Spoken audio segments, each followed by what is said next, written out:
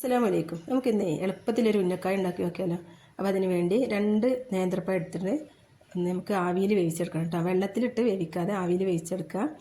പിന്നെ നമുക്ക് കുറച്ച് നട്ട്സുകളും ഒരു 3-4 ഈത്തപ്പഴം, കുറച്ച് ഉണക്കമുന്തിരി, കുറച്ച് ഏലക്കപ്പൊടിയും കൂടി എടുക്കുക കേട്ടോ. നമ്മളൊരു പാൻ ചൂടാക്കിയിട്ട് അതിലേക്ക് 2 ടേബിൾ സ്പൂണ് നെയ്യ് ഒഴിച്ച് കൊടുക്കുക. എന്നിട്ട് നമുക്ക് ആദ്യം നട്ട്സ് ഇട്ടിട്ടൊന്ന് വഴറ്റാം. പിന്നെ നമുക്ക് അതിലേക്ക് മുന്തിരി ഇട്ട് കൊടുക്കുക. പിന്നെ നമുക്ക് ഒരു മുറി തേങ്ങ കൂടി നമുക്ക് അതിലേക്ക് എടുക്കുന്നുണ്ട് കേട്ടോ. അപ്പോൾ അതിലേക്ക് നമ്മൾ ഒരു മുറി തേങ്ങ ചിരകിയതും കൂടി ചേർത്ത് കൊടുക്കുക. എന്നിട്ടൊന്ന് വഴറ്റി കൊടുക്കുക.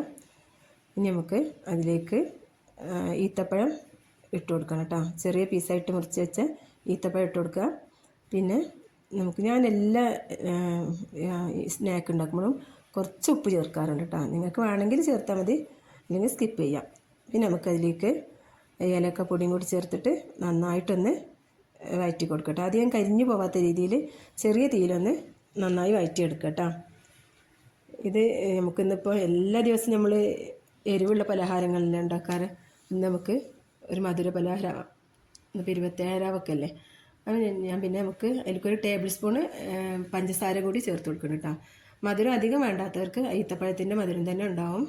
ഇനി നമുക്കതൊന്ന് ഉണ്ടാക്കാം. അപ്പോൾ അതിന് വേണ്ടി ഫില്ല് ചെയ്ത് കൊടുക്കാൻ ഞാൻ ആദ്യം ഒരു ബോളിൻ്റെ രൂപത്തിൽ പഴം എടുത്തിട്ട് നമ്മൾ കൈവെള്ളയിൽ വെച്ചിട്ടൊന്ന് പരത്തി കൊടുക്കുക. ഇനി ഒരു ടേബിൾ സ്പൂണ് ഈ കൂട്ടുമണിക്ക് നമുക്ക് അതിലേക്ക് ഇട്ട് കൊടുത്തിട്ട് ഒന്ന് ഇങ്ങനെ ചുരുട്ടിയെടുക്കുക കേട്ടോ. നമ്മൾ കൈൻ്റെ വിരൽ വെച്ചിട്ടൊന്ന് ചുരുട്ടിയെടുക്കുക. അപ്പോൾ ഞാനെൻ്റെ ഈ പഴം കുറച്ച് പാകേറിയതായിരുന്നു ഞാൻ എടുത്തിട്ടുണ്ടായിരുന്നത്. അത് കാരണം അത് ലൂസായിട്ടുണ്ടായിരുന്നു. അപ്പോൾ ഞാനതിലേക്ക് 1 കപ്പ് അരിപ്പൊടി ചേർത്തിട്ടുണ്ടായിരുന്നു കേട്ടോ. അപ്പോൾ നിങ്ങളെപ്പോഴും ശ്രദ്ധിക്കേണ്ട കാര്യം, അധികം പാകമാവാത്ത പഴം വേണം, നേന്ത്രപ്പഴം വേണം ഇതിനെടുക്കാൻ കേട്ടോ.